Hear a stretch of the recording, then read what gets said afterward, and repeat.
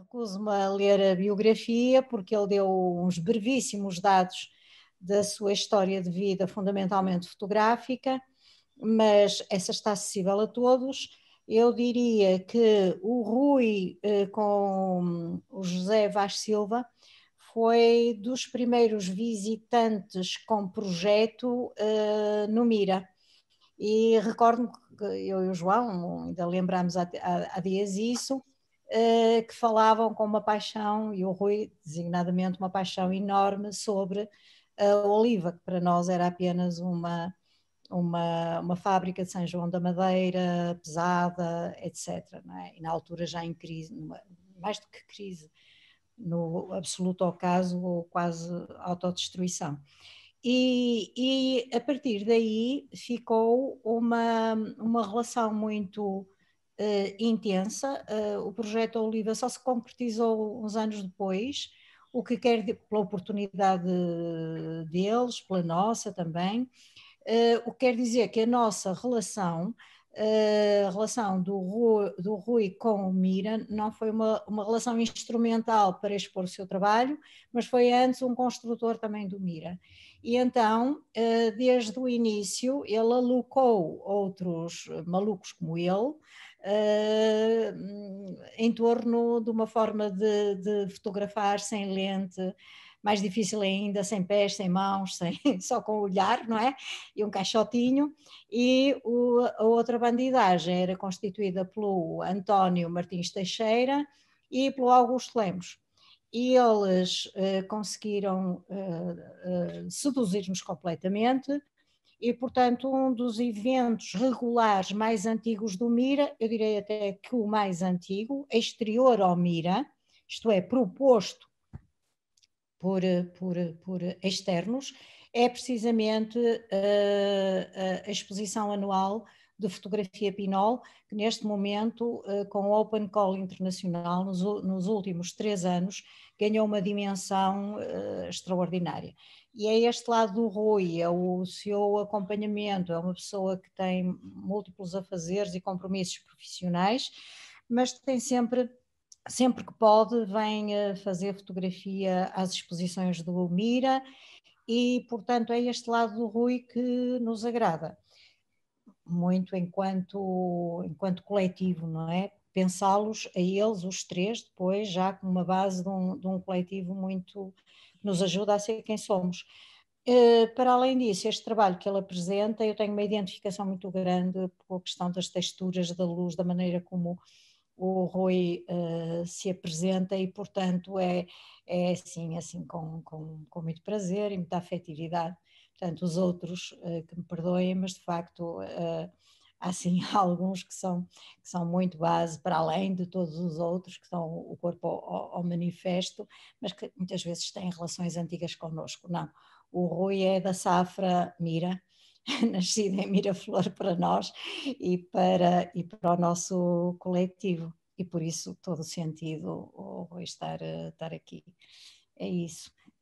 A metodologia que nós íamos usar, se me permitem, agora vai caber ao Rui a palavra, será como nas outras sessões, uma apresentação de um corpo de trabalho. Nós pedimos às pessoas que comentem no bate-papo, não vai haver diálogo ao vivo, pelo menos nesta fase. Portanto, o Rui vai apresentando, todos os comentários são oportunos, seja a dizer gosto muito, que sombras bonitas, todos eles, tudo que vos apeteça dizer, o bate-papo neste momento tem sido um apoio para estas sessões e outras muito expressivo.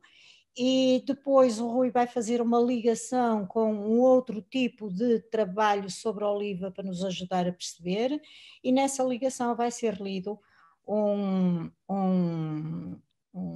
texto da autoria da Estela, que será mais tarde um texto a publicar. Para os que estão aqui presentes, eu lembro-me que esta conversa sobre projeto fotográfico pode ser uma conversa sobre um livro, pode ser sobre um projeto de um livro, ou pode ser, por exemplo, uma ideia que ainda está em construção, como foi, mas que é um testemunho a última sessão com a Teresa Lamas Serra. Portanto, nós temos a satisfação de, nas 3 sessões que até agora aconteceram, o que se caracterizarmos-nos por uma diversidade de expressões de projeto fotográfico. O que quer dizer que nós acertamos com este modelo. Lembrar também, para terminar, que temos dois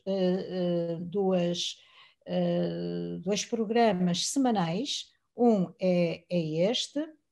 Para a semana vai estar aqui a Adélia Gonçalves, tem um excelente trabalho, um trabalho documental, mas criativo, que ela verteu numa publicação que foi apresentada e a sua exposição inaugurada no mês da imagem no Porto, na Galeria Bardo.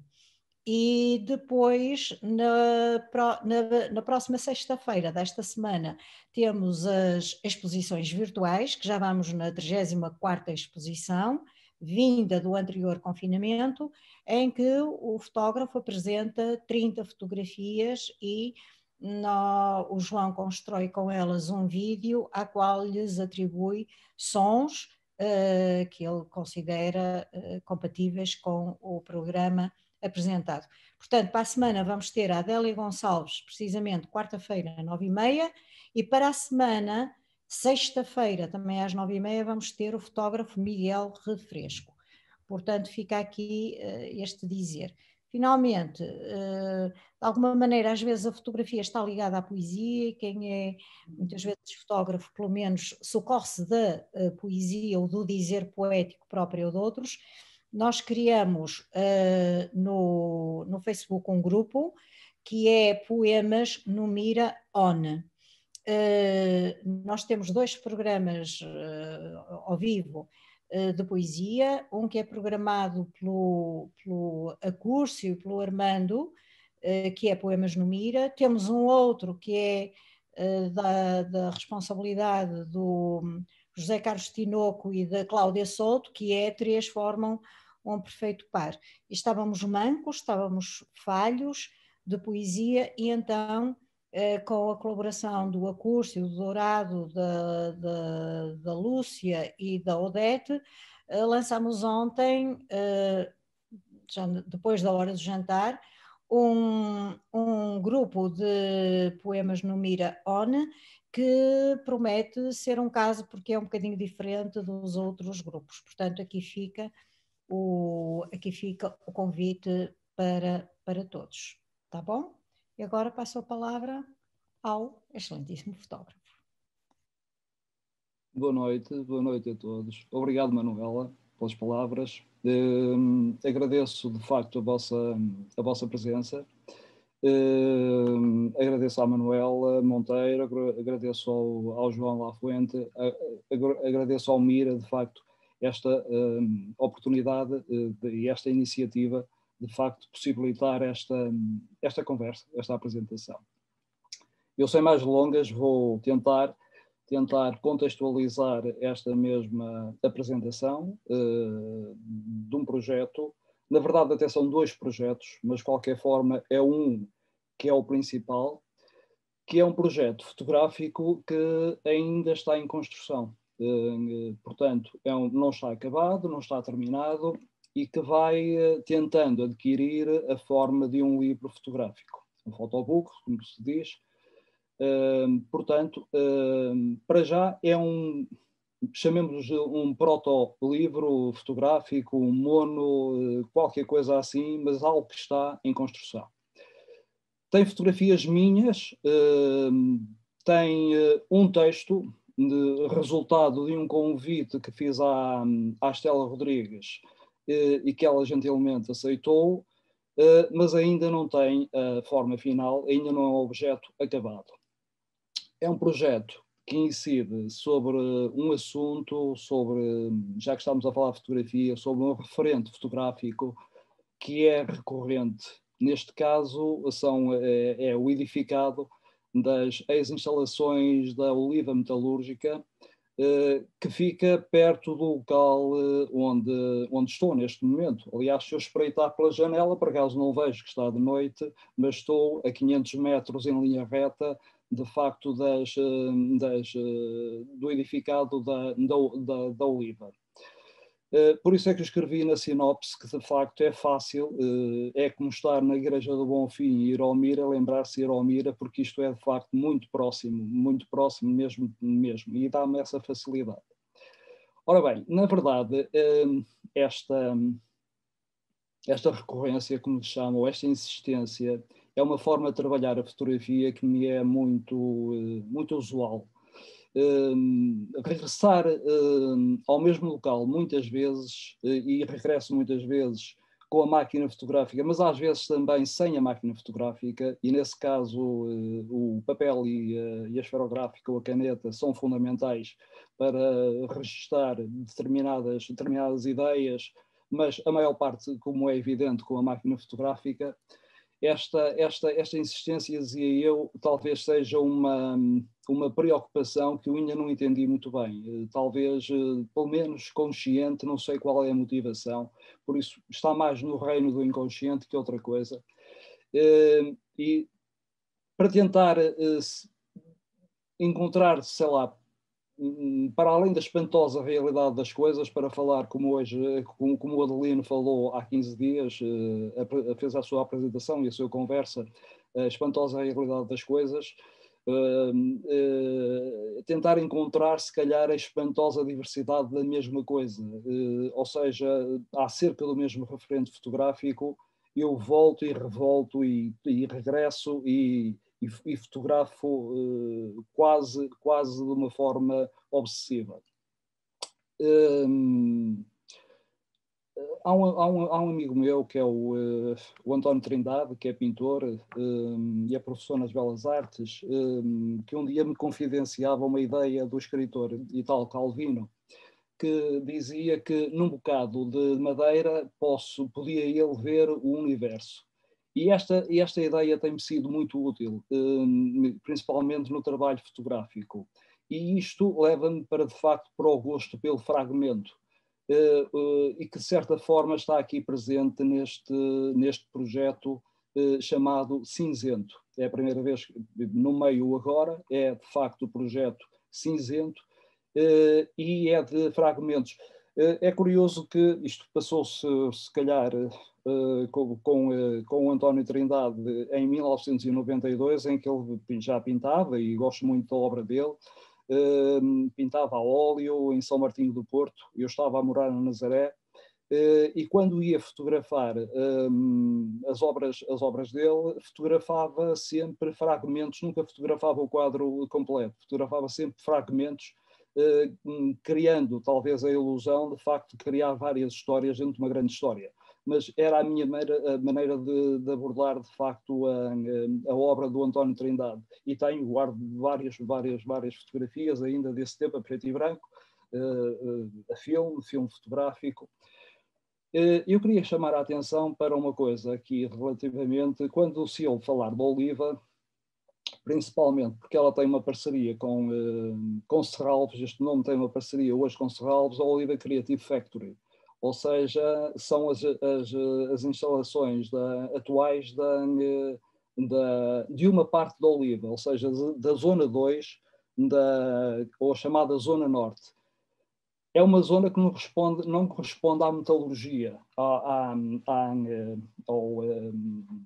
ao campo, ao espaço onde decorria de facto a fundição. As atuais instalações da Oliva foram requalificadas, foram reestruturadas, mas naquele espaço nunca funcionou uma fundição. Funcionavam gabinetes técnicos, que eu conheci, a sala dos fornos, as banheiras, as maltagens das banheiras, a aplicação de primário nas banheiras, era tudo aquela uma parte, mas a fundição propriamente dita, a zona mais escura, a zona mais encardida, mais com os fornos e com os cadinhos, aquela coisa toda, era na zona 1, um edificado que ainda hoje está em ruínas. Sei que há um projeto, de facto, para reconstruir, para uma requalificação também de uma empresa, mas desta feita para o setor têxtil, mas o projeto ainda não avançou e, portanto, está em ruínas ainda. Ora bom, as fotografias então incluídas neste projeto este projeto fotográfico chamado Cinzento, são do espaço ou do lugar, se quiserem, que foi outrora a fundição. Na sinopse eu faço referência aos 2 campos de futebol e faço referência, do ponto de vista quantitativo, a 21.600 metros quadrados. Não levem isto à letra, porque isto de facto são, segundo as regras da FIFA, um campo de futebol deve medir 120 no máximo, ou seja, nas linhas laterais, e nas linhas de cabeceira 90. A maior parte dos campos de futebol são um bocadinho mais pequenos, mas de qualquer forma o senhor Faria, que é de facto uma pessoa que existiu, dizia-me que aquilo tinha mais ou menos 2 campos de futebol e era isso de facto a área que ele tinha por referência. Ora bem, é claro que nesta lógica de fotografar inúmeras vezes a mesma coisa, visitei imensas vezes a Oliva e fui assistindo, como a Manela um bocadinho disse, eu penso que a Oliva morreu em 2004, foi mais ou menos quando o Mira, eu penso que foi, se estiver enganado, foi em 2004, e de facto eu fui assistindo à degradação do edificado, degradação essa mais ou menos acelerada, quer pelo abandono que foi votado durante muito tempo, por vandalismo, roubos sistemáticos de tubagens de cobre e como acontece de facto noutras empresas que de facto ficam um abandono. No meio daquele abandono todo, há coisas grafites que de facto acabaram por ser fundamentais do ponto de vista artístico, até que a última intervenção, uma das últimas intervenções que lá está, é do Alexandre Farto, do Vils, que fez lá uma intervenção numa parede exterior dessa zona 1, da zona norte, e pronto, como arte efêmera que é, de facto está já praticamente quase invisível, não é? Pronto, nesta apresentação vou tentar relacionar em termos de tempo, de lugar, de espaço, imagens fotográficas atuais, ou seja, do que eu fui encontrando relativamente ao espaço da fundição, com outras que fiz em colaboração com 2 amigos, o Luís Veloso e o José Vaz e Silva, há cerca de 18 anos. Portanto, estão aqui 2 projetos, embora o projeto principal de facto seja o cinzento, não é? Mas vai existir aqui uma relação de facto com essas fotografias recolhidas quase há 20 anos, ao fim e ao cabo. Na primeira parte da sinopse, eu relato de facto uma das primeiras visitas, a primeira visita que fiz de facto à Oliva, em que tive amavelmente, aliás, isto foi um projeto de facto desenvolvido pelo coletivo, e este projeto chamava-se Ponto de Fusão. Dirigi-me à Oliva, pedimos autorização à administração para fotografar, e fotografamos a Oliva quase sistematicamente durante 2 ou 3 meses ao fim de semana. À semana trabalhávamos, portanto não tínhamos qualquer oportunidade de o fazer durante a semana, mas ao fim de semana, ao sábado, principalmente ao sábado, íamos à Oliva com máquinas com filme fotográfico, como é evidente, e tentámos fotografar o máximo que pudemos, aproveitarmos, e de facto a administração na altura, a última administração, o Dr. Ernesto Mota, de facto indicou-nos uma pessoa que fez o favor de nos acompanhar e nos explicar mais ou menos como é que de facto aquilo funcionava. Eu era um antigo funcionário da Oliva, e como é que aquilo de facto funcionava. Portanto, esta apresentação então consiste na apresentação, desculpem, a apresentação de 2 blocos de imagens fotográficas, um bloco de 20, esse com o título cinzento, e mais 11 representando cada um deles momentos distanciados de quase 20 anos. Como é a ligação entre estes 2 blocos, vou ler um excerto de um texto que acompanhará a versão final deste projeto, um texto muito bonito, do qual será lido um excerto, palavras que foram escritas pela Estela Rodrigues, que também está aqui presente. Obrigado, Estela. Ora bem, para tudo isto, queria-vos dizer, eu perdi o contacto visual, eu estou aqui com um nome, não sei como é que estou a ser recepcionado. Está tudo bem, não está? Estou? Estás no meio de uma grande assembleia. Ok, pronto. Estás a ouvir perfeitamente. Ora bem, desculpem lá então esta interrupção, porque era um silêncio absoluto e eu estou habituado a ruídos. Ora bem, eu queria vos apresentar, antes do João Lafuente, que está encarregado de passar as imagens para eu não me distrair com esta nova tecnologia que nem eu não domino, e isto é relativamente novo para mim. Queria-vos apresentar um mono, não sei se vocês conseguem ver, de facto, este caderninho. Esta é a capa do cinzento, ok? Isto é manufaturado, não é?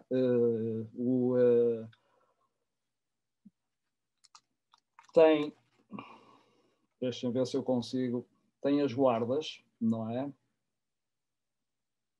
Isto, para quem leu a sinopse, é mais simples ver. A palavra aqui é uma palavra cinzento. Vamos passar já às fotografias, vamos ver qual é o seu significado, qual a sua importância em tudo isto. Depois, tenho as fotografias aqui, tenho aqui papel sulfite ou papel de seda, que é para o pigmento das fotografias, de vez em quando mancha. É claro que não está terminado. A página direita normalmente tem a fotografia, a página esquerda vamos estudar, de facto, vamos ver o texto, como é que vai, de facto, compor este futuro livro de fotografias. Pronto, eu não vou, a qualidade não é nenhuma, portanto, estas imagens vão ser passadas daqui a pouco, então era só para referir que o objeto físico, não é? O protótipo já, de facto, existe, e acho que foi muito importante um amigo meu que me deu esta ideia de materializar, de facto, esta ideia, este projeto, para que eu pudesse visualizar e outras pessoas pudessem visualizar o protótipo. Ora bem, o contexto está mais ou menos, o enquadramento está mais ou menos, não sei se há qualquer dúvida aqui, mas o contexto está exposto. Vamos à apresentação das imagens fotográficas que compõem o cinzento, e me chama a atenção para um pormenor. Eu já falei da ideia de fragmento que está, de certa forma, presente neste projeto. E eu acho que é importante para nós visualizarmos essas mesmas imagens numa área de 2 campos de futebol. Portanto, há imagens que são mais abrangentes, não são propriamente de fragmentos, não é? Mas a maior parte delas se correspondem a essa ideia de fragmento. Eu não sei como é que posso, relativamente a estas imagens que vamos apresentar, eu vou tentar chamar a atenção de uma forma estritamente pessoal para este ou aquele pormenor. Se calhar há imagens que eu não terei nada a dizer, mas longe de mim condicionar a leitura, a interpretação, de facto, cada um de vocês possa fazer, nem o quero, nem o posso fazer. De qualquer forma, chamarei a atenção para determinados pormenores que me parecem importantes e se calhar até de uma forma intuitiva, que me levaram a fazer a imagem de uma forma porque estas imagens aqui, já vos digo que não são propriamente, não têm um conteúdo muito objetivo, antes pelo contrário. A segunda parte, as 11 imagens escolhidas do tal projeto que foi feito há 18 anos com o Luís Veloso e com o José Vaz Silva, essas sim, essas são mais objetivas, têm um teor mais documental em termos fotográficos e essas depois, mas elas estão relacionadas porque o denominador comum é de facto o espaço da fundição, que é exatamente o mesmo, ou seja, circunscrito àquela área é esse mesmo espaço. E, portanto, vamos então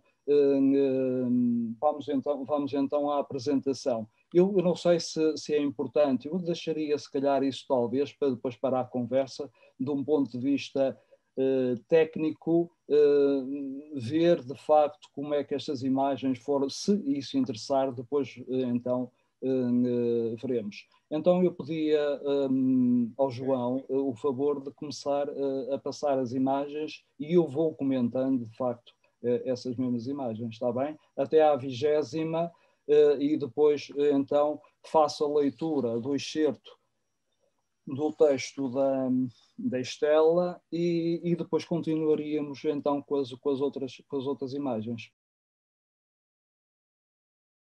Ora bem, esta placa de facto estava aparafusada ou não sei como é que é, ou chumbada na parede, não sei.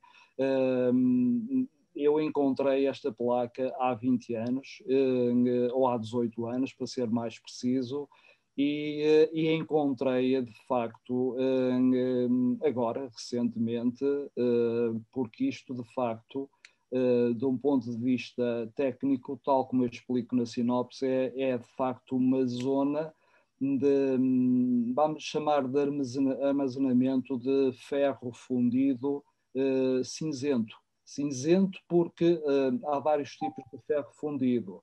Há ferro fundido branco, há maleável, há pelo menos 5 tipos, mas este é cinzento porque tem na sua composição um elemento que é fundamental, que é grafite.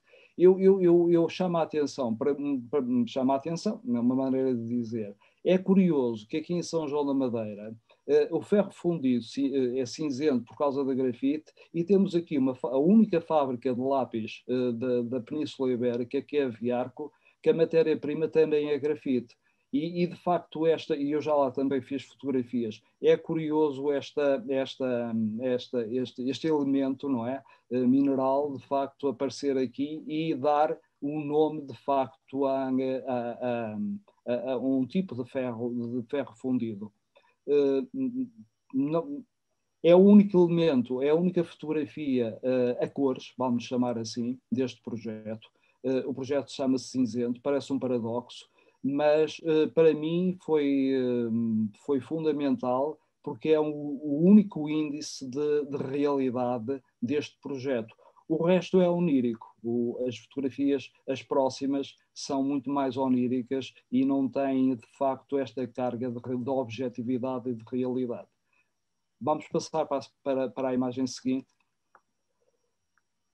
Bom, isto não é propriamente um fragmento, embora funcione como um fragmento. Para mim funciona como um fragmento. O que vocês estão a ver aqui que ela parece um papel enrolado, aquilo é uma parte de um tapete de areias que faz o transporte das areias e que na Oliva teria talvez este tapete que vão ter a oportunidade de ver ele a funcionar, entre aspas, no bloco seguinte, teria uma altura de um prédio de 3 andares. Este tapete é feito de lona e de um elemento têxtil com borracha, é uma coisa imensa, mas ele estava já todo retalhado e andava por lá aos bocados. E reparem que o foco de luz não incide propriamente em cima do próprio tapete. Está um bocadinho à frente. Não sei se isto de facto,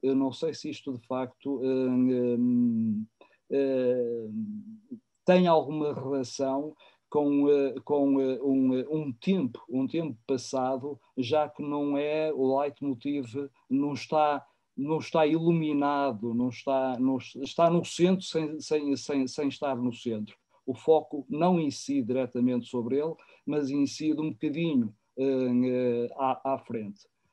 Outra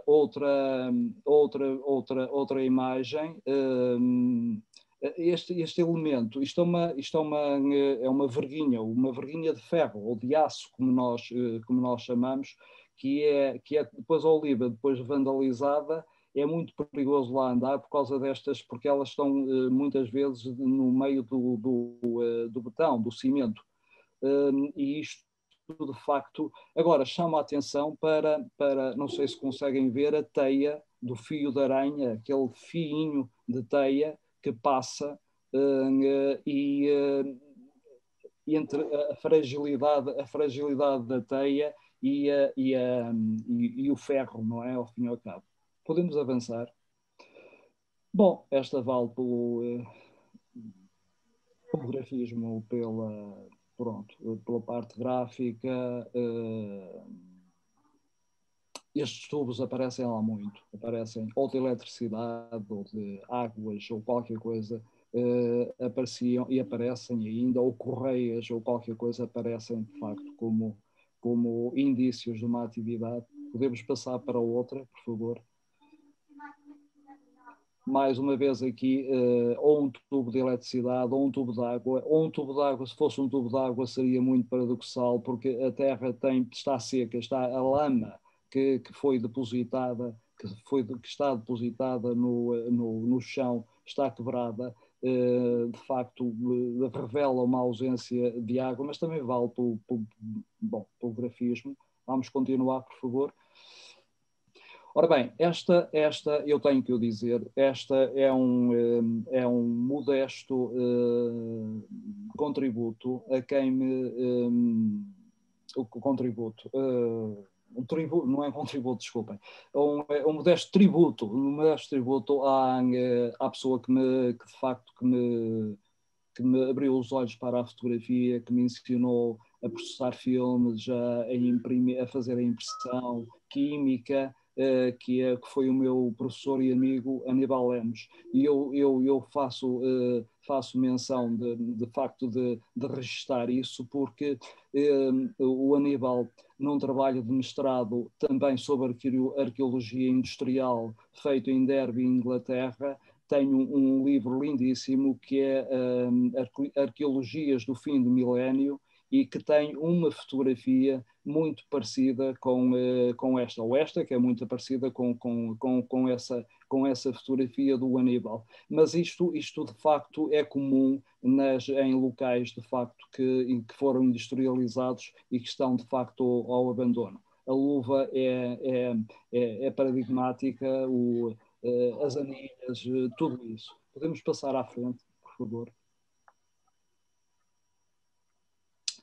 Para quem já processou filmes, sabe que é uma espiral onde nós colocamos o filme fotográfico. Isto não é uma espiral, mas sugere ser uma espiral, de facto, de um filme fotográfico para depois metermos no tanque de revelação. Isto deve ser, talvez, a janela ventiladora de um computador ou qualquer coisa do género, penso eu. E de facto este paralelismo ou esta analogia pareceu-me de facto interessante, gosto muito, mas vejo sempre isto como uma espiral, nunca vejo como um elemento de um computador. Para mim é uma espiral onde é que eu posso enrolar o filme fotográfico e depois proceder ao próprio processamento, à revelação. Podemos passar, por favor.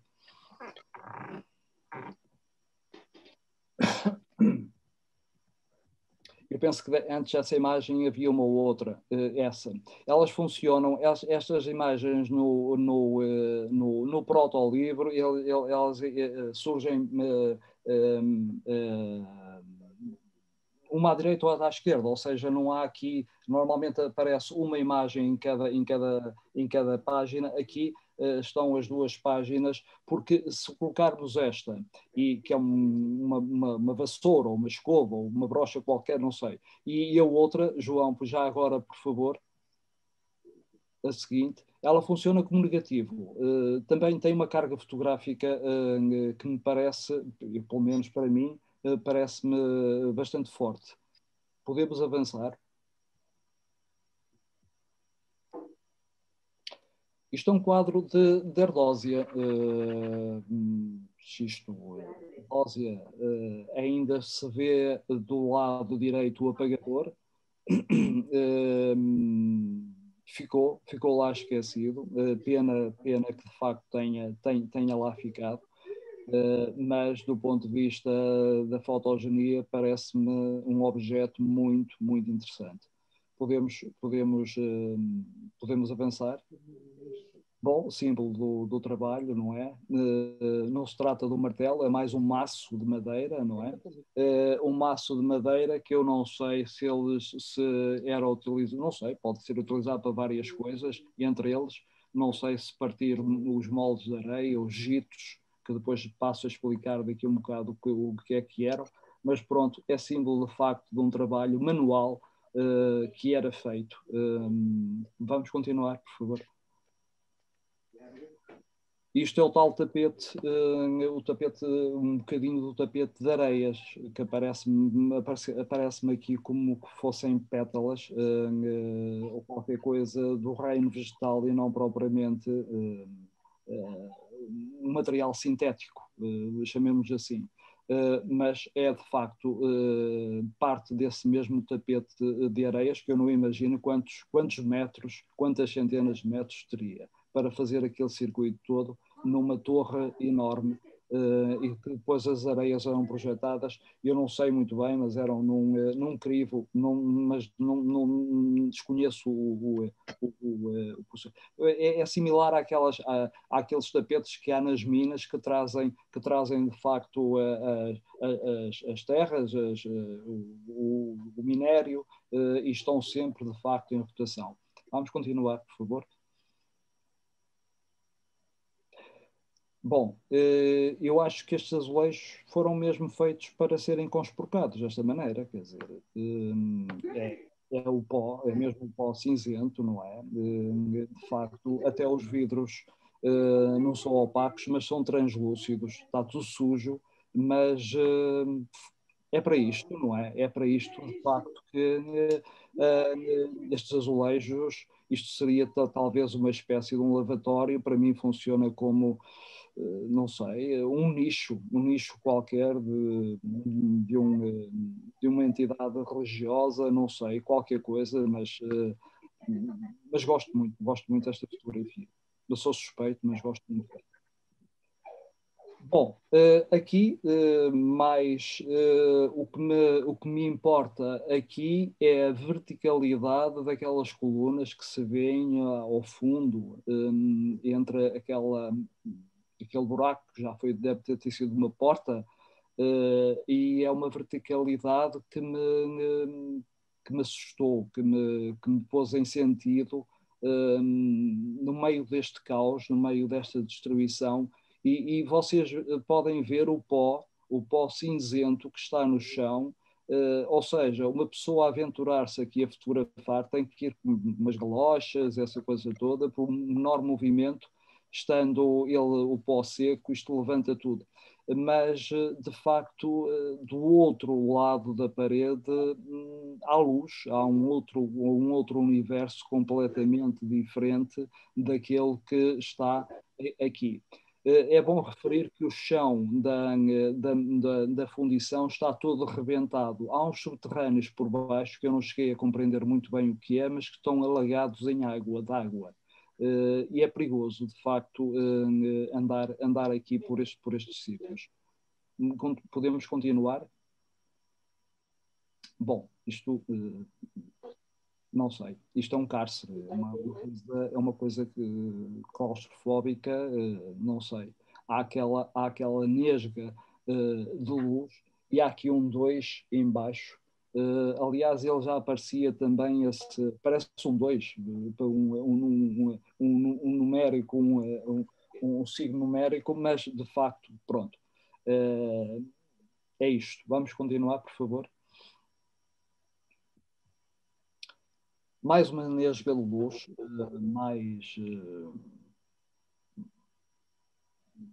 mais uma grade de separação.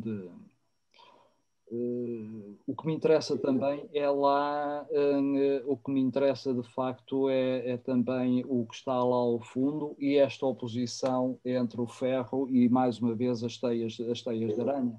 Que estão por todo lado e que, de facto, a Câmara conseguiu, de facto, captar.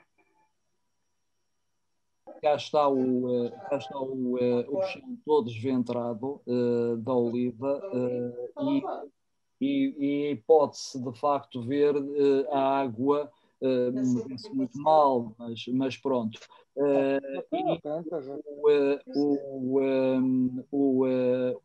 O ferro do botão armado é visível.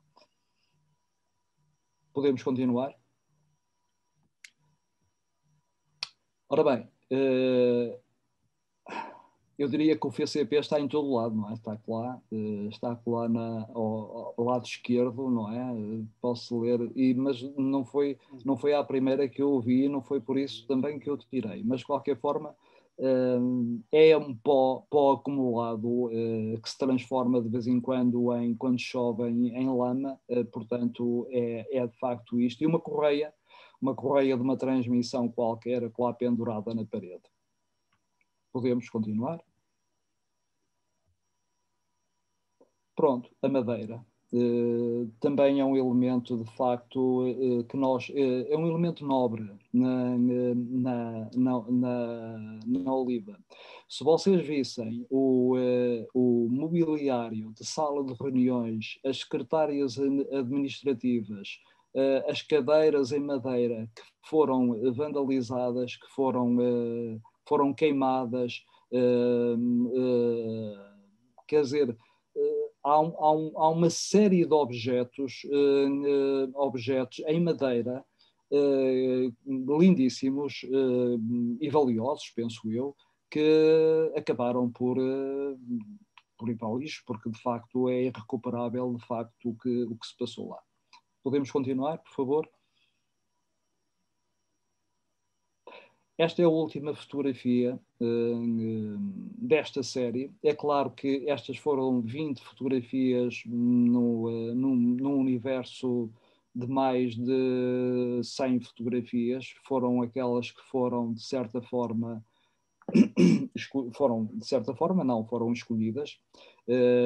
Não sei se incluirei mais fotografias neste projeto cinzento, mas para já é o que existe. Estas imagens e um texto da Estela Rodrigues. Enquanto esta imagem permanece aqui no ecrã, eu vou tentar, Estela, ler com o tom mais ou menos à altura daquilo que tu escreveste, mas de facto não ensaiei, quer dizer, eu peço imensa desculpa se alguma coisa correr mal, eu peço já imensa desculpa. Vou ler um pequeno excerto. A parte 4, são 4 partes em que o texto está dividido em 4 partes. A parte 4, intitulado Das Ruínas, é o texto 6, e eu vou tentar ler, eu sei que me vou enganar, mas pronto, ok. Depois disto, então passaremos a outro tipo de registro do tal trabalho da minha parte do trabalho de ponto de fusão, que aliás já esteve de facto exposto no MIR, às 30 fotografias, já estiveram, o do coletivo do Luís, 10 minhas, 10 do Luís e 10 José Vaz e Silva. Então vamos ao texto só para, e depois então continuamos a passar. Subentende-se um império de ferro desabitado. Invisível o brilho do lume suado, as faúlhas, os olhos, a térmicas as altas temperaturas, os termómetros, os esporos. Irrespirável a fuligem alimalha os pulmões. Surdos os ruídos maquínicos, os gritos, os ouvidos, intocáveis os músculos, másculas as tenazes, o cerramento dos rostos. Nos rostos das mulheres o trabalho, o progresso. Enquanto esquecem o dedal em ritmo de pedal, aceleram a chulear, a zigue-zaguear, a casear. Máquinas da felicidade a prepararem partidas e promessas, botões, rendas, os pontos, a cruz. Erguem-se de ferro fundidos fogões, entre o tempo de cozer e cozer. Novo ferro de engomar. Uma outra lentidão sem descanso. Acendem-se mais as salamandras, menos as lareiras. Nas casas de banho descarrega-se a vontade dos autocolismos sem ferrugem. A validade das canalizações dilata-se, enchendo as banheiras de quem as tem. Uma cantina sem fome, sem portas. Vazio o púlpito de um contramestre. O gabinete da administração desativado. Implacável. Podemos continuar, por favor, então. Isto foi um excerto de um texto mais extenso que a Estela escreveu para estas imagens e que, de certa forma, também está relacionada com o outro bloco que vamos ver. Ora bem, estas aqui, como eu tinha dito, a primeira, essa é a primeira. Esta primeira é uma imagem, ao fim de semana praticamente que não havia pessoas na Oliva a trabalhar. E vocês, só para verem, quando o coletivo andou a fazer este trabalho, Ponto de Fusão, eu penso que na altura nos disseram que trabalhavam na Oliva 160 a 170 pessoas. Ora, para um universo de 3.000 pessoas, 2.500 a 3.000 na década de 60, 70, portanto, 60 e 69 pessoas é mesmo já muito residual. Mas, ao fim de semana, eram os únicos dias em que se podia fazer a reconstrução dos fornos, ou seja, a mudança do refratário. E cá estão as pessoas, de facto, ao fim de semana, e tivemos essa benesse de fotografar pessoas raras, mas que estavam, de facto, a fazer a reconstrução dos fornos, porque essa atividade só poderia ser feita ao fim de semana. Não era todos os fins de semana, como é evidente, mas alguns, e um deles está aqui, de facto, estas pessoas a fazerem a reconstrução dos fornos. Podemos avançar? Este é o tal tapete de areias de que eu estava a falar. O tapete está no meio deste corredor, ao fim e ao cabo. E esta janela que vocês veem ao fundo, que é uma janela imensa, quem vem hoje à Oliva Creative Factory, mesmo na curva quase em frente, esta janela ainda existe, claro que não tem vidros, não tem nada, parece mais um pombal.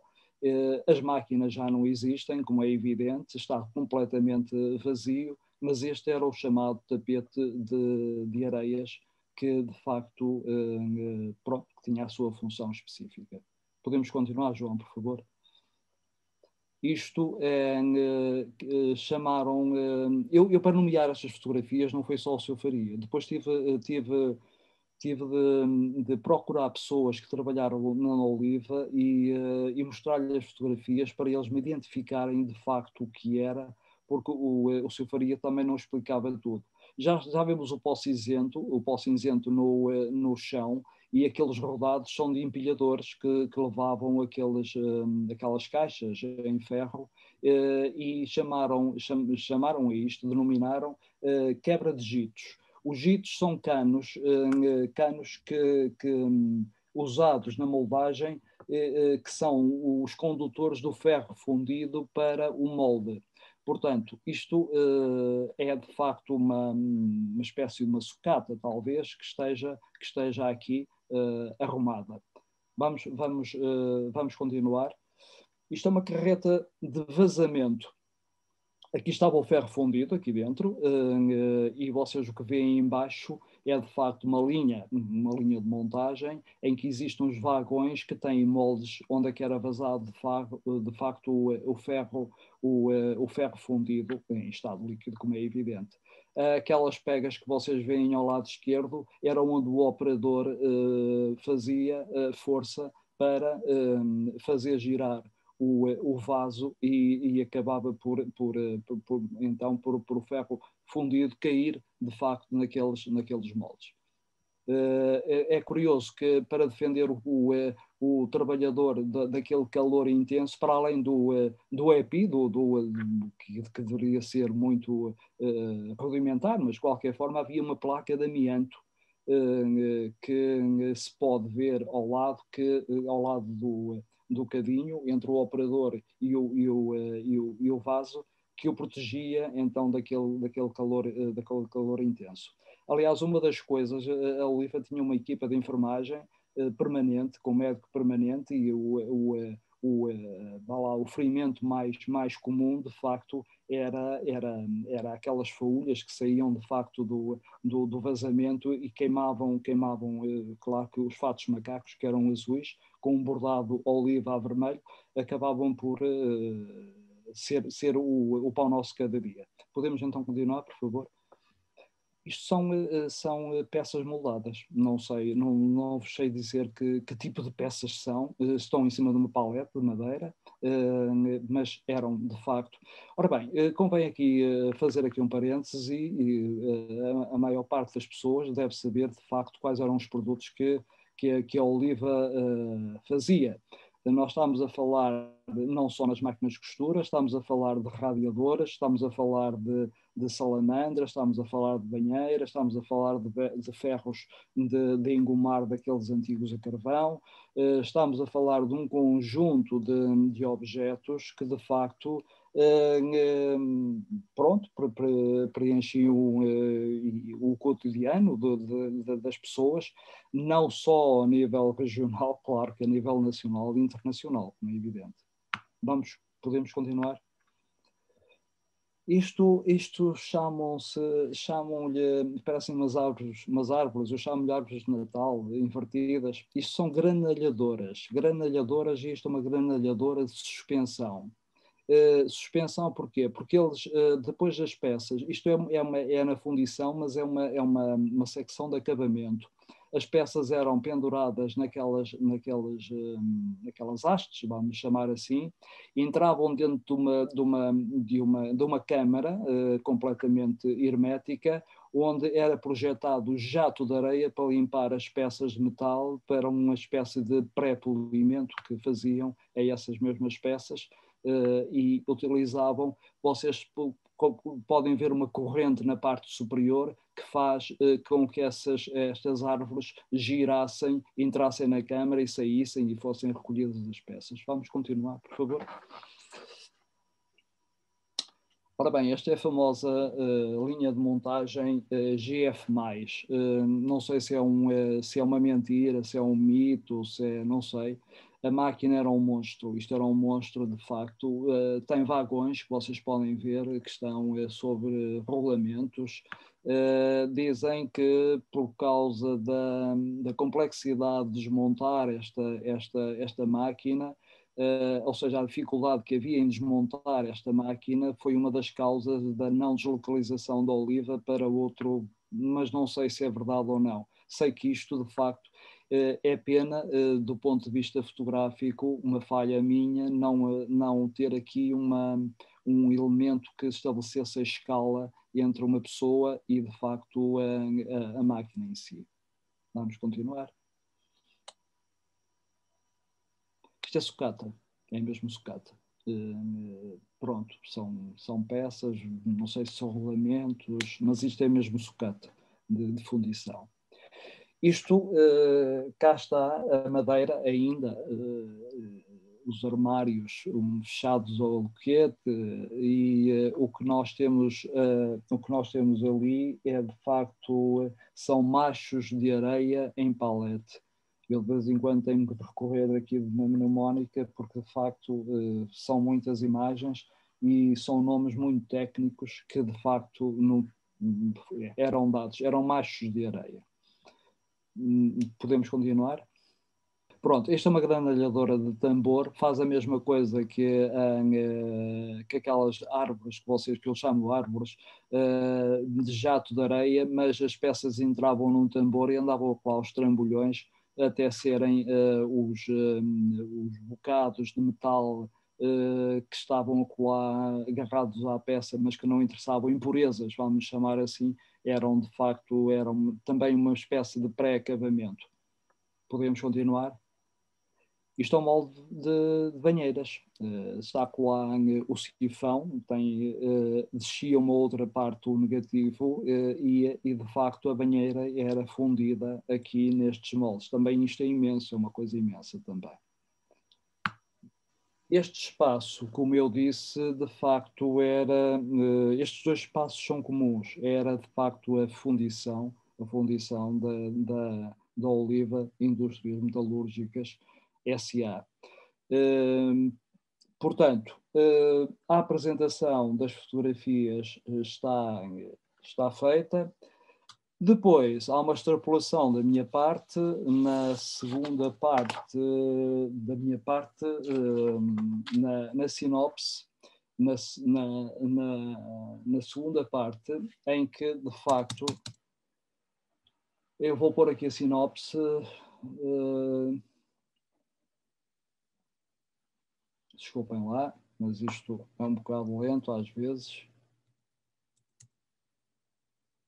Portanto, em que de facto eu ligo este cinzento e passo para um campo também que me é caro, que é a filosofia, em que Jean-François Lyotard fala de facto da sua exposição, do Les Matériaux, os materiais, uma exposição que teve lugar em 1985 no Beaubourg, no Centro Georges Pompidou, em que de facto ele fala de facto da nova era que vem, não é? Do virtual, da imaterialidade, e eu jogo um bocadinho com isto, que é de facto o ferro fundido.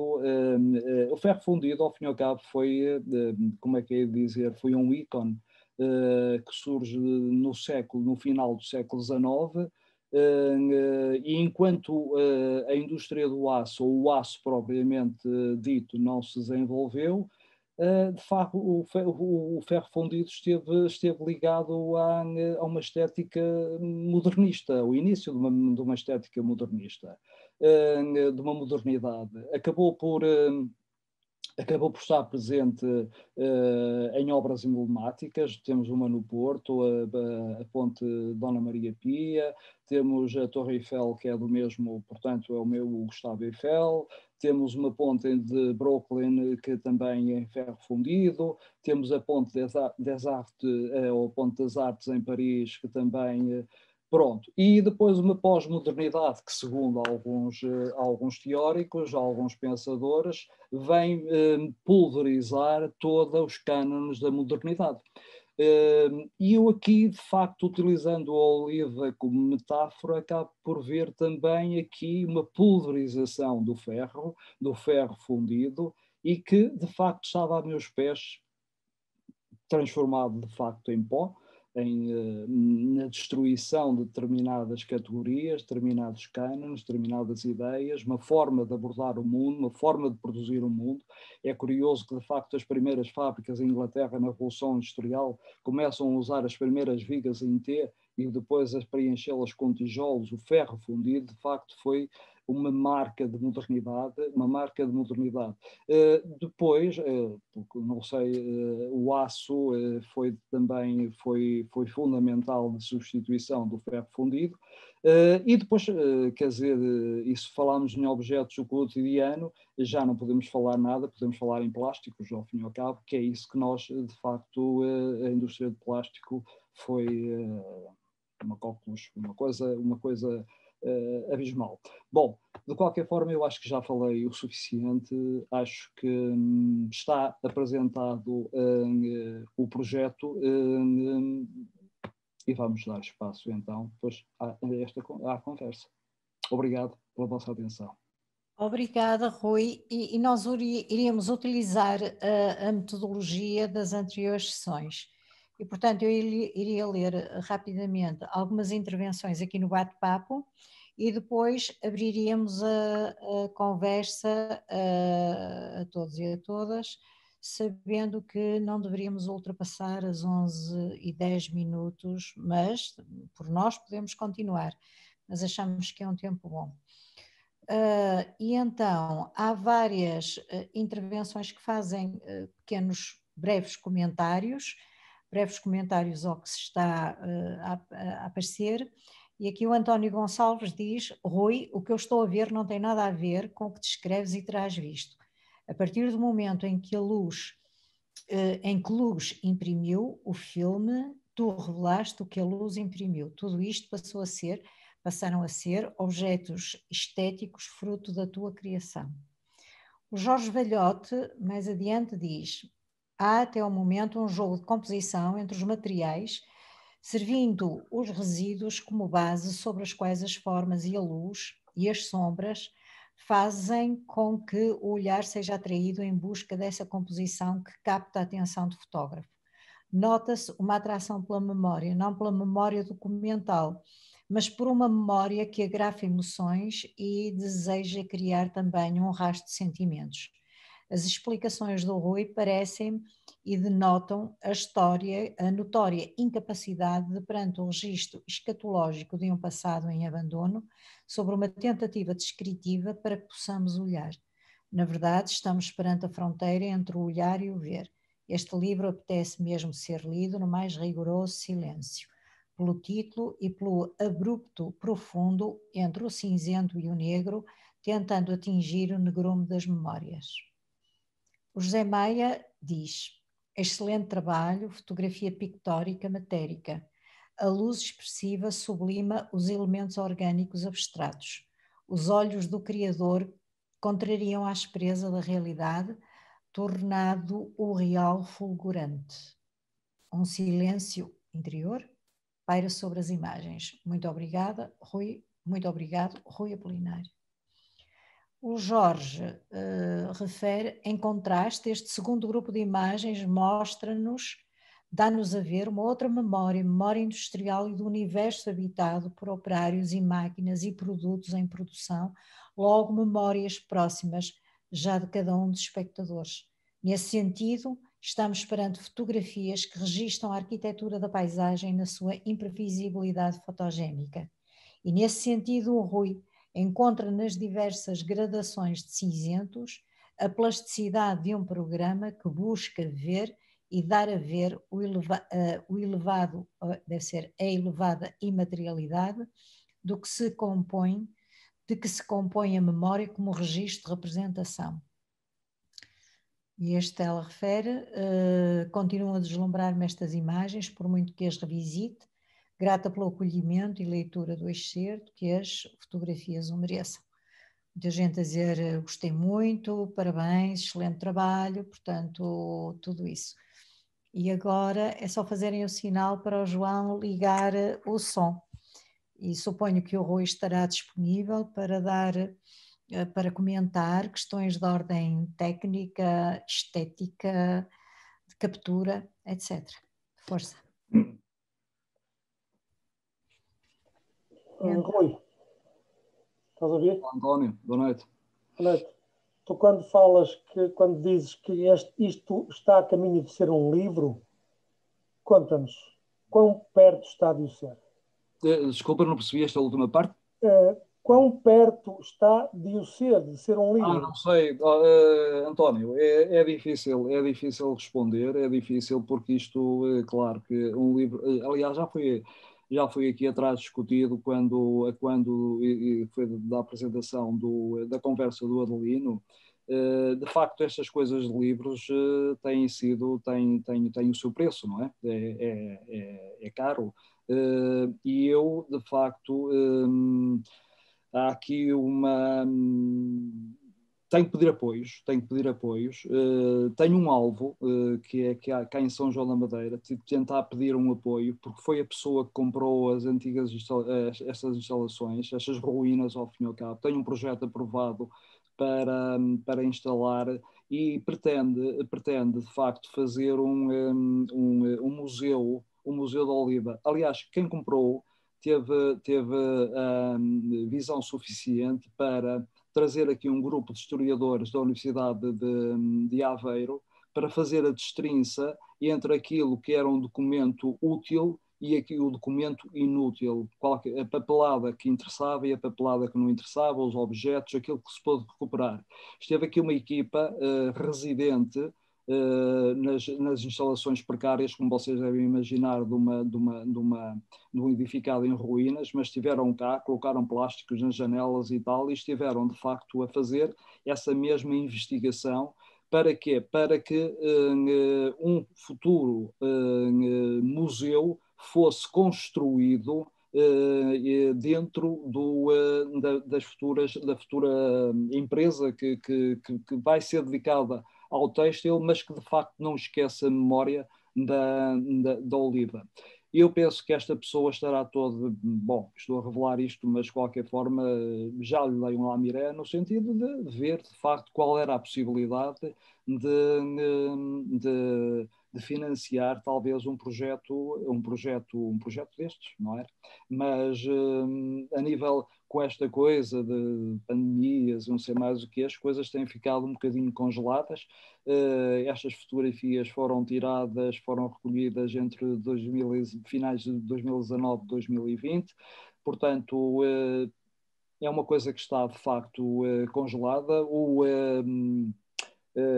Não sei até que ponto, há pouco tempo ouvi também uma conversa, e eu penso que foi até o Jorge Velhote que falou não sei, Jorge, se não foste tu, se calhar já estou a confundir, de alguém que estaria interessado em fazer uma espécie de uma editora e tal para fazer para fazer estes tipos de livros, e que não fossem de facto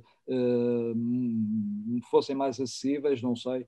Pronto, é um projeto que está aqui, há outros também, mas estão aqui em stand-by à espera, de facto, porque não tenho dinheiro, não tenho financeiramente, não posso estar a suportar uma coisa destas. Eu gostaria de fazer uma coisa com pés e cabeça e pronto, é assim.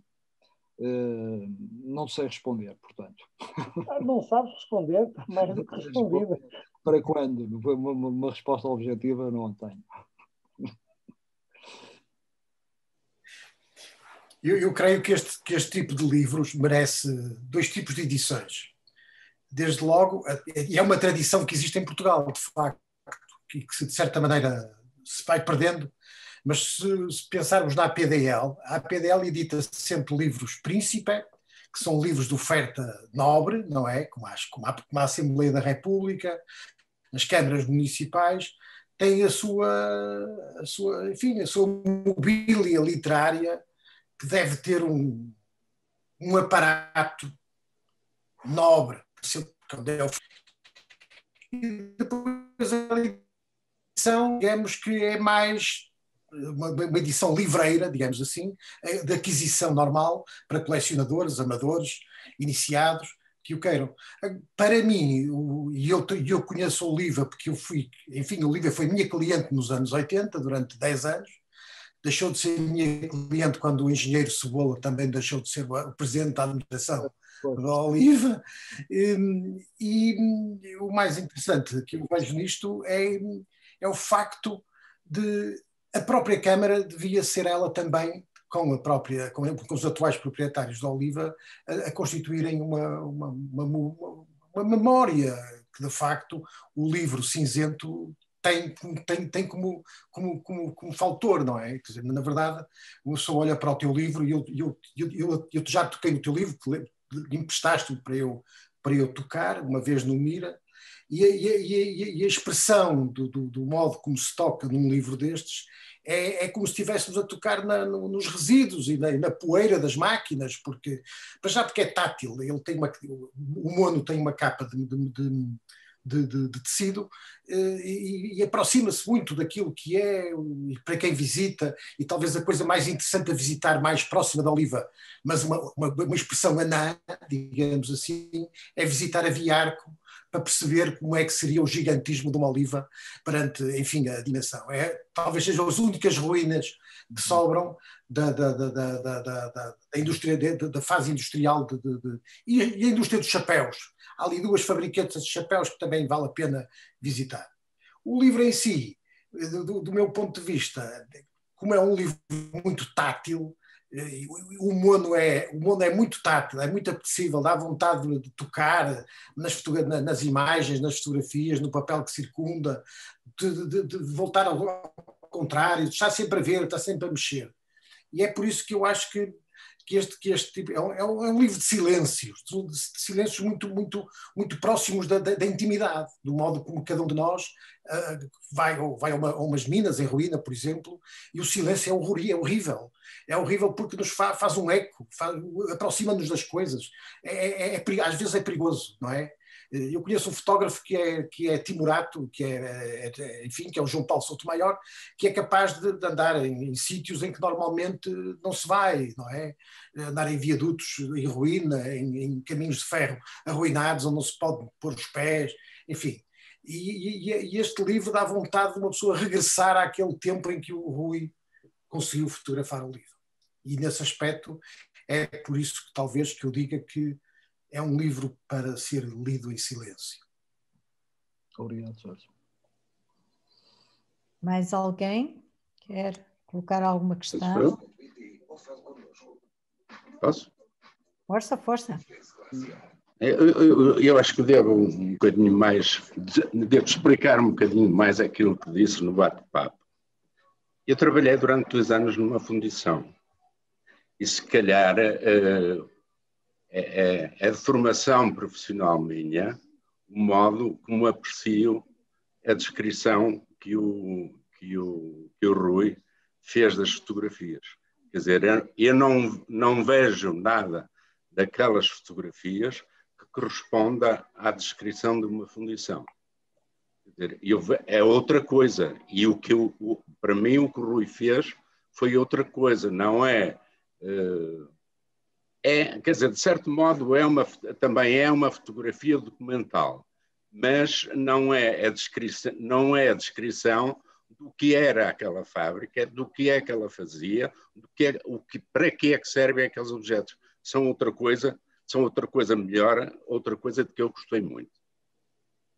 Uhum. Obrigado, António. Eu só tenho... Posso falar? Sim, força. Posso. Portanto, a descrição que eu fiz, de facto, do livro do Cinzento, foi uma descrição que foi para desplotar qualquer coisa.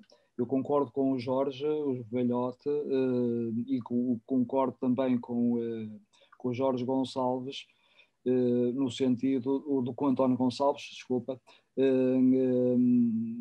de ser um livro de facto mais qualquer coisa para o António e de silêncio para o Jorge Velhote, porque de facto é um livro de silêncio, é de facto passar as imagens sem de facto referir coisa alguma. Eu corri o risco não era de estragar, não é estragar isso que eu não quero dizer, mas de facto uma pessoa depois de fotografar determinadas coisas, passado um tempo, pode não ter palavras que estejam de acordo, não quero dizer à altura, mas estejam de acordo e que expressem de facto aquilo que nos levou, de facto, a fotografar. E, de facto, é um livro silêncio. A palavra, o silêncio em si impõe-se, de facto, porque foi assim também que eu fotografei aquilo. Estava sozinho, mas não é só pelo facto, como é evidente, um silêncio, de facto, interior, em que o interior e o exterior houve lá uma concordância total, de facto, na apreensão e na recolha daquelas imagens.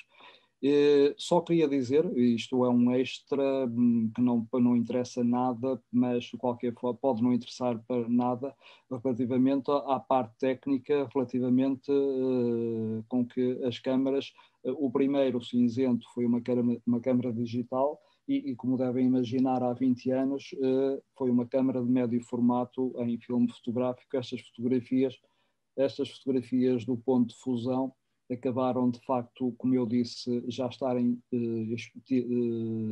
terem sido expostas no Mira e em vários lugares no Porto, e, de facto, foram objeto de impressão. Fui eu que a fiz, acabei por fazer essa impressão. Ela existe em preto e branco e numa viragem sépia, que, curiosamente, e para quem conhece a Oliva não, cá fora, tudo que ela tocava com aquela era tudo sépia, ficavam os lambris, tudo, os carros apodreciam com aquelas escórias que saíam, de facto, daquelas chaminés, porque a Oliva chegou a um ponto em que, de facto, já não tinha dinheiro para comprar filtros para filtrar as escórias que de lá saíam, aquela fuligem que saía. Bom, de qualquer forma, dito isto, era só para reforçar, de facto, essa ideia de silêncio e essa ideia de mais qualquer coisa que, de facto, o António Gonçalves referiu. Mais alguma questão? São 18 anos, não é, Rui? São 18 anos. São 18 anos de diferença. Segundo grupo de imagens são 18 anos antes, não é? São 18 anos. São 18 anos, porque aquilo foi em 2002, 18 anos a fazer 19.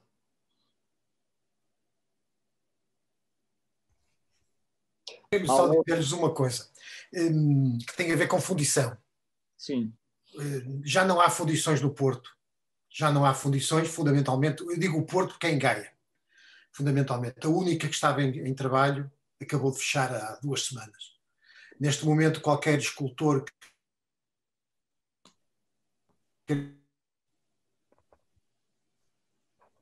Não ouço. Eu já tive connosco, quando eu digo connosco, é com alguns de nós que estão aqui presentes, o desejo de irmos fazer o circuito das pequenas fundições. São 5 delas, são ali na zona de Canidelo, enfim, e que vale a pena, de facto, descobrir uma fundição. Porque é muito interessante, não só pela maquinaria usada à mão, como é óbvio, mas uma maquinaria que faz parte da pré-história industrial.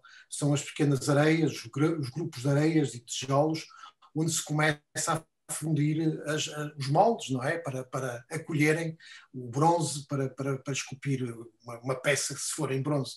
Pode-se fazer isto com outros materiais. Mas, fundamentalmente, é interessante ver. Eu acho que às vezes há coisas que não se deviam dizer, mas eu acho que se devem mesmo dizer.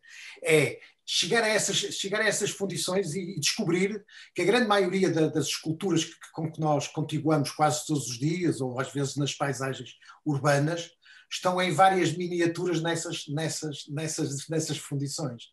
O cavalo do Castelo do Queijo, o cavalo da Praça Velázquez, todas essas peças estão em miniatura, em pequenos moldes, enfim, estão lá. Eu tive a oportunidade de ir com o Hélder Carvalho, como escultor, a ver as últimas 2 que encerraram, e é um universo fantástico. A fundição é um universo de transformação do mundo. É passar de um estado qualquer que ele seja, não é? Mineral, até um estado de fusão, para depois erguer qualquer coisa que vai perdurar no tempo. Eu acho Acho de uma intensa ternura mesmo, essa capacidade de construir um futuro tátil e visual. Mais alguém quer dizer alguma coisa?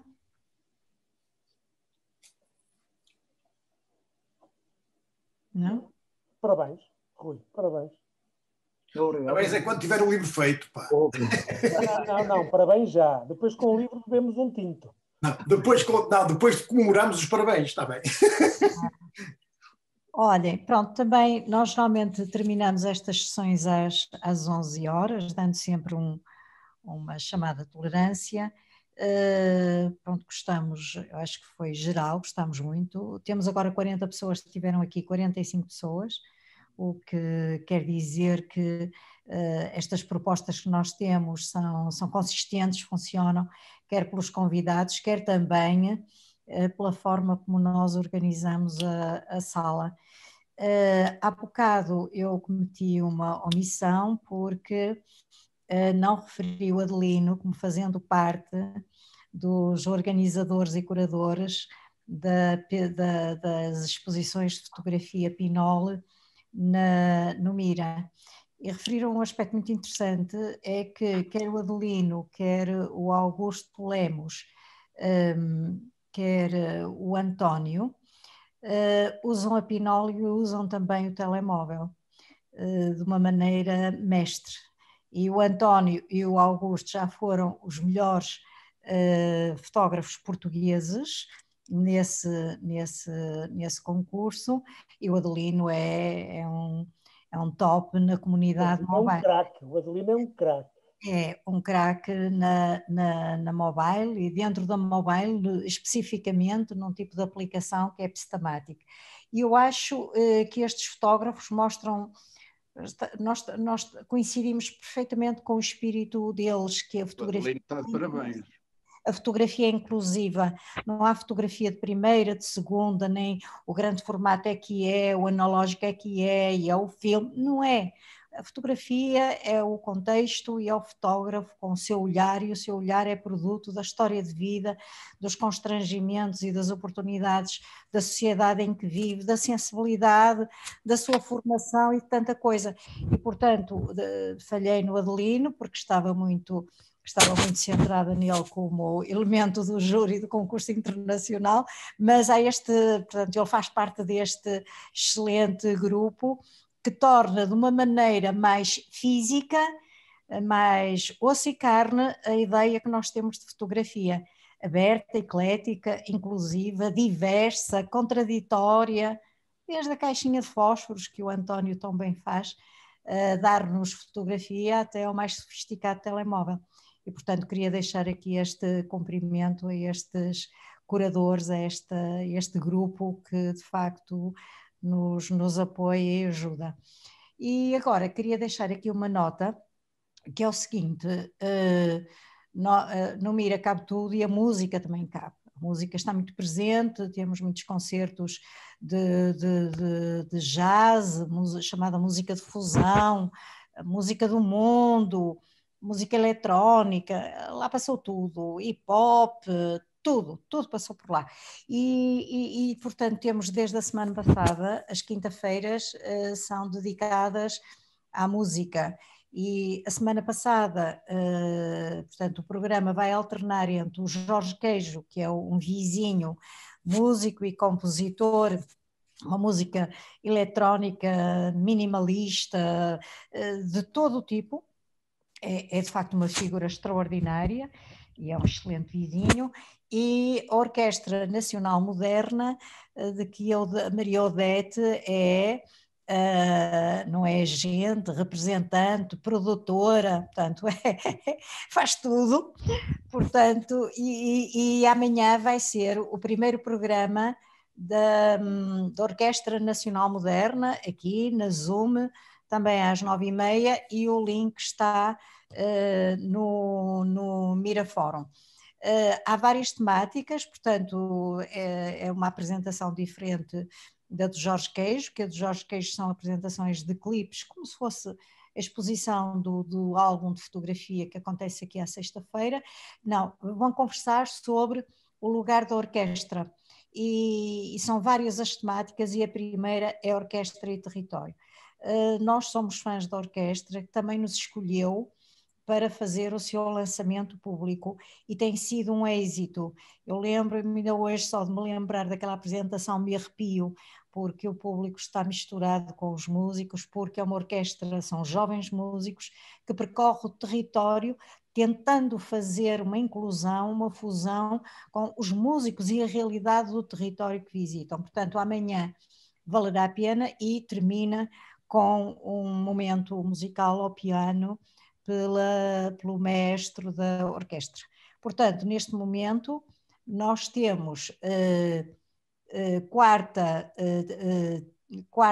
quinta e sexta com programa do fórum. Sábado e domingo entra ao espaço, tambores, percussão,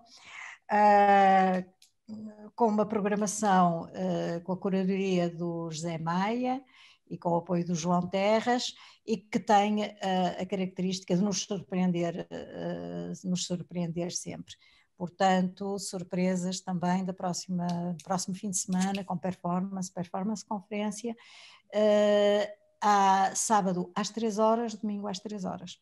Portanto, vocês só têm livre a segunda e a terça, porque de resto é verdadeiro assédio e não se podem queixar, está bem?